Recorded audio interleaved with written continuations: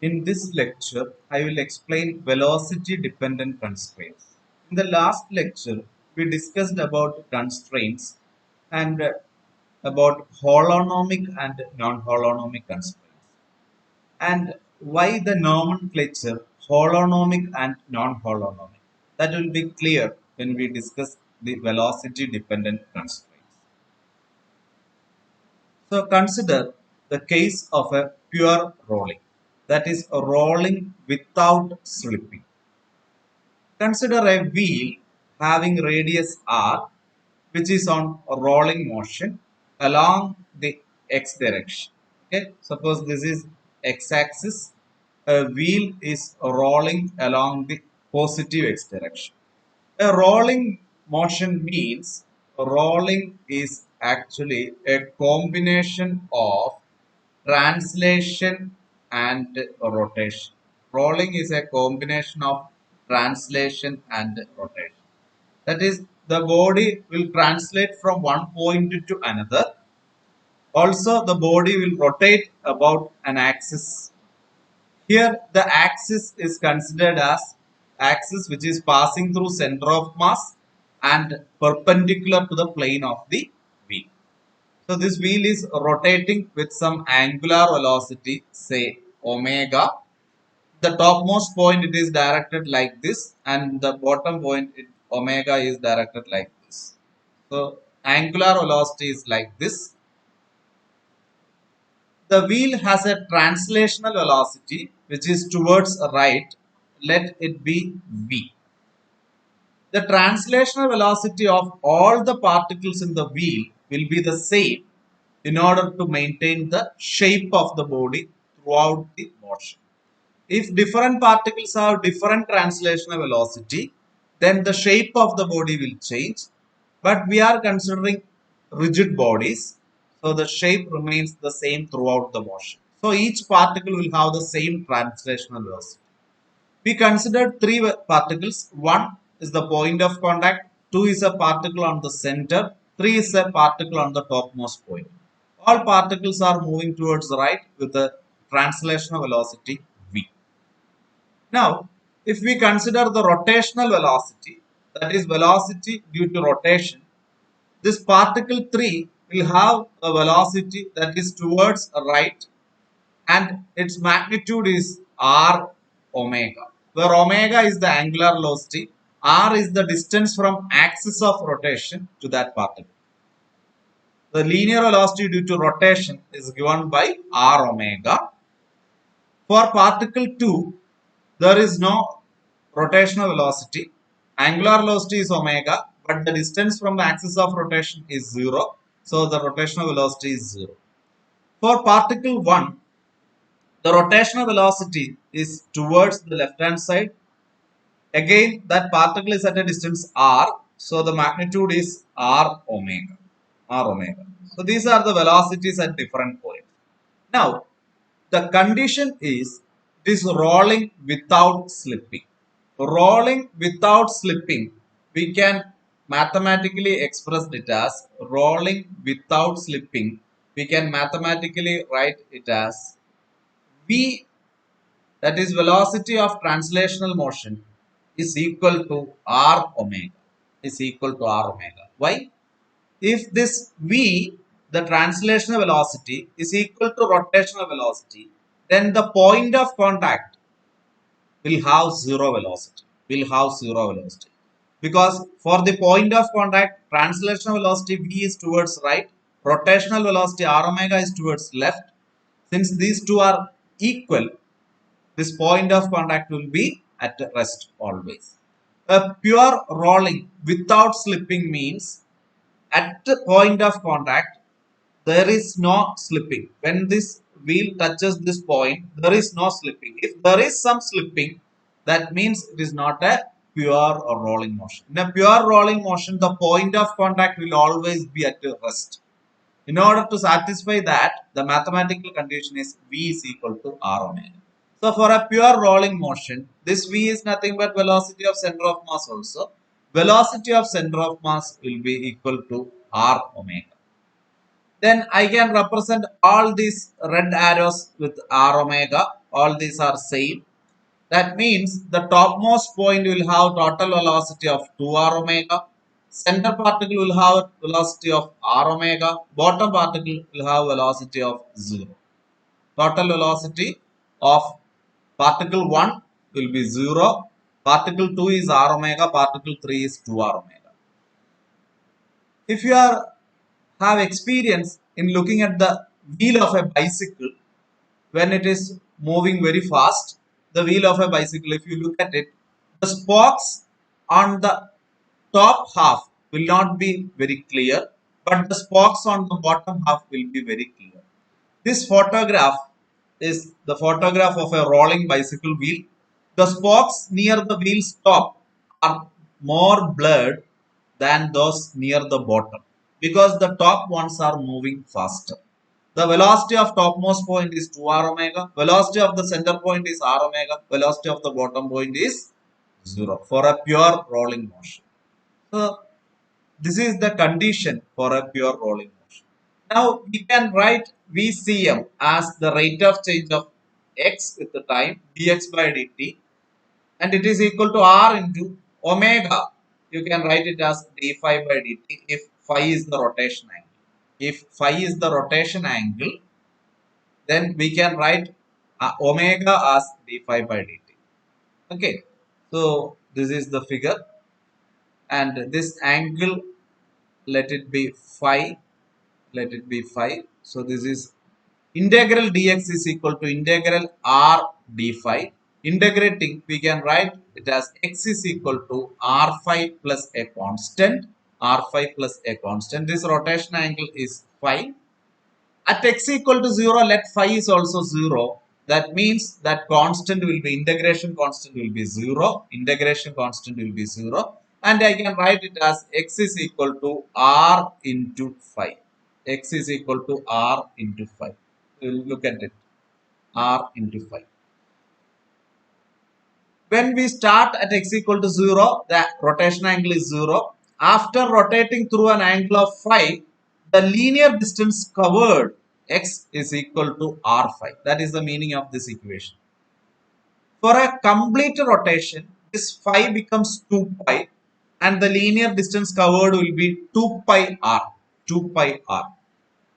This is true only when this motion is a pure rolling. Suppose at this particular point, the wheel slips a bit, say for a 1 meter, wheel slips for 1 meter. Then for a complete rotation, the total distance covered will be 2 pi r plus 1. 2 pi r plus 1. If this wheel slips backward at this particular point through a distance of 1 meter, for a complete rotation, total distance covered will be 2 pi r minus 1. 2 pi r minus 1. If there is no slipping at any point on this motion, for a complete rotation, the linear distance covered will be 2 pi r. 2 pi r. Because for a complete rotation, the angle phi will be 2 pi and x will be 2 pi r. This is an example of an integrable constraint. The actual constraint is a velocity dependent constraint. VCM is equal to r omega. But we can integrate this constraint in order to obtain a relation between x and phi. That is position coordinates. So this is an integrable constraint. And now we will look into another example, which is a non-integrable constraint.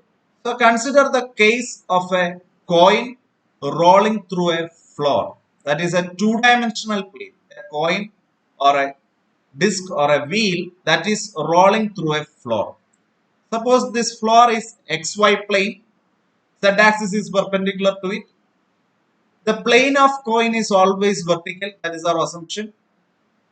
And now, in order to define the axis of rotation, the axis of rotation is completely arbitrary. In the earlier case, since the motion is along x direction, axis of rotation is perpendicular to it, that is in the y direction, and that is fixed for this case. But for motion in a two-dimensional plane, the axis of rotation is arbitrary, and let the axis of rotation makes an angle theta with the positive x-axis. Assume that the axis of rotation makes an angle theta with the positive x-axis. In order to represent the state of this disc or coin or wheel uniquely, we need xy position of center of mass, xy position of center of mass of the wheel, the orientation of rotation axis theta with respect to x-axis. Theta is orientation of rotation axis with respect to x-axis. One more parameter is required. What is the rotation angle? What is the rotation angle phi? Okay. So in order to specify the state of the wheel at any instant, we need to specify these four parameters. Once we specified these four parameters, we can specify that particular state of that wheel or disc. Position coordinates of center of mass x and y, orientation of rotation axis with respect to x-axis, and rotation angle. In the earlier case, this theta was not there because no need to specify the orientation of rotation axis, and this y coordinate was not there. Only in this case, we need to specify only the position of center of mass, that is in one dimension you need only one coordinate x, and the rotation angle theta, that is the two coordinate in the earlier case, x and theta or phi, you can use it as phi also, x and phi. But now we have two more parameters, y and theta, y and theta. So this is the difference between rolling in a one dimension and rolling in a two dimensional case. And now the most important difference is now the velocity v of center of mass as well as all the particles, the translational velocity v, you can write it as Vx I cap plus Vy j cap. When this wheel rotates at this point of contact, what is the velocity? For a pure rolling motion, we know that V is equal to R omega or V is equal to R d phi by dt. But this V is now not along x direction or not along y direction. We can split this into two components. V, you can write it as Vx I cap plus Vy j cap. What is Vx and Vy? For that, looking at this figure. Suppose this is the wheel. This represents the rotation axis. Rotation axis makes an angle theta with the x-axis. And this is rotation angle. Phi is the rotation angle. This is x-axis. I think for clarity, you can look at this figure. You can look at this figure. This dotted line is x-axis. This dotted line is y-axis. And this is axis of the disc or rotation axis. Velocity is along this direction. Velocity is along this direction. If this angle is theta, we can show that this angle will also be theta. This angle will also be theta because this is theta. This is 90 minus theta. And this total angle is 90. This is y-axis and this is x-axis. So total angle is 90. This angle will also be 90 degree. This is 90 minus theta. This is 90. That means this angle will be theta. Again, x and y are perpendicular. So if this is theta, this will be 90 minus theta. This is velocity v. Along the x direction, you have angle 90 minus theta. So component will be v into cos 90 minus theta. What is cos 90 minus theta? It is sin theta. So v sin theta is the x component of velocity. Y component of velocity will be nothing but v cos theta. V cos theta. That is why this expression Vx is equal to V sin theta, Vy equal to V cos theta. What is Vx? Vx is dx by dt, it is V sin theta. Vy is dy by dt, it is V cos theta. Now we can substitute for V. For a pure rolling motion, this velocity should be equal to R omega. Here omega is d phi by dt. Phi is the rotation angle.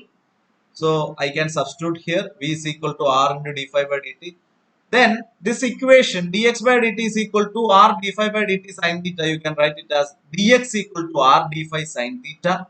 Similarly, the second expression is dy is equal to R d phi cos theta. For a one-dimensional case, we have only dx is equal to r d phi and it is readily integrable.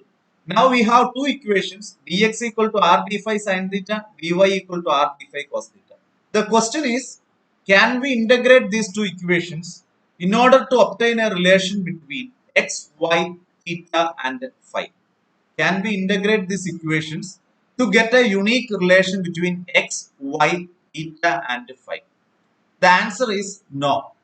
The answer is no. We cannot integrate this to obtain a unique relation between x, y, theta and phi. Why?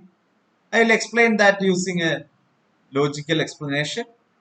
Suppose the wheel, this figure represents, this figure is actually this xy plane is the floor and z axis is perpendicular to it. And in the next figure, I will plot only the xy plane. I will plot only the xy plane. Okay. And z axis I will plot perpendicular to the plane of the board. Okay. The orientation I will change. Okay. The exactly the same figure, but in the next figure I will plot x and y on the plane of the board and z axis will be perpendicular to the plane of the board. In this figure, x and z is in the plane of the board and y is perpendicular to the plane. And the next figure I will plot x and y in the plane of the board and the z axis perpendicular to it. Then the position of disk at any particular instant, let it be at P, and after some time it rotates to a point Q. To a point Q. For the point P, the rotation axis is something like this. Rotation, suppose the disk is uh, like this. So rotation axis is along this direction. So theta 1. When this disk rolls to this new position Q, the rotation axis is inclined at theta 2 with x axis. Okay, disk will be something like this at this point. Now, the question, we can reach towards this point Q from P in two ways. One is along this path anti-clockwise along this arc. The second one is along this arc. Along this arc. It can move in the clockwise direction to reach this point Q. Both will result in the same final state. Even if this disk rolls along the anti-clockwise direction towards this point Q, and if it rolls in the clockwise direction towards the point Q, the final state will be the same. XY coordinates are same, center of mass coordinates are same, and the angle of rotation axis with the positive x-axis is also same. But the rotation angle, if it travels to this point in this arc, rotation angle will be very small because it has to rotate only a small distance. So the rotation angle will be very small. If it goes through this path, rotation angle will be very large. So in these two paths, the rotation angles are different. But x, y, theta are unique. X, y, theta are unique for this point. But on reaching this point, phi value is different. Phi value is not unique. Actually, you can consider different radius circles and there will be different phi values.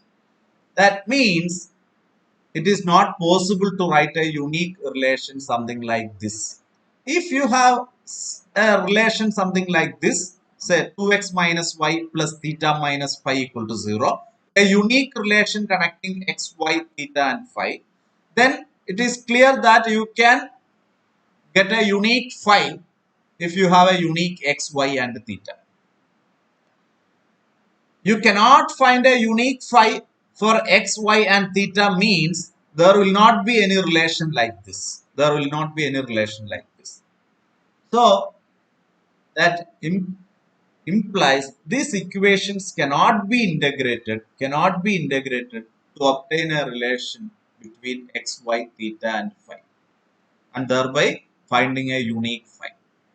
So these type of constraints are not integral. Or you can write this equation as dx minus r d phi sin theta equal to 0, dy minus r d phi cos theta equal to 0. You cannot find an integrating factor in order to write this expression as total differential of a function. Suppose d of some function equal to 0. If you can write like this, then we can say that this f is a constant. You will get a relation like that. But you cannot find an integrating factor in order to write this differential as a perfect differential b of f. So these type of constraints are known as non-integrable constraints. The earlier case it was a integrable constraint. This velocity dependent constraint is an integrable constraint, but this velocity dependent constraint is a non-integrable constraint. Non-integrable constraint. Now, hollows. The word meaning of hollows in Greek is whole or integrable in Latin. The word meaning of holos in Greek is whole or integrable in Latin. So, if a constraint is integrable constraint, then we can say that it is holonomic. If a constraint is non-integrable, then we can say that it is non-holonomic. So from here, that nomenclature came. The nomenclature holonomic and non-holonomic actually comes from this word, holos. So, velocity dependent constraints which can be integrated to obtain a relation between position coordinates are called holonomic constraints. Velocity dependent constraints which cannot be integrated in that way will be non-holonomic. Actually, there are other non-holonomic constraints also. This is one type of non-holonomic constraints that cannot be integrated to obtain a relation between position coordinates. Okay, so non-integrable constraints are also known as non-holonomic constraints.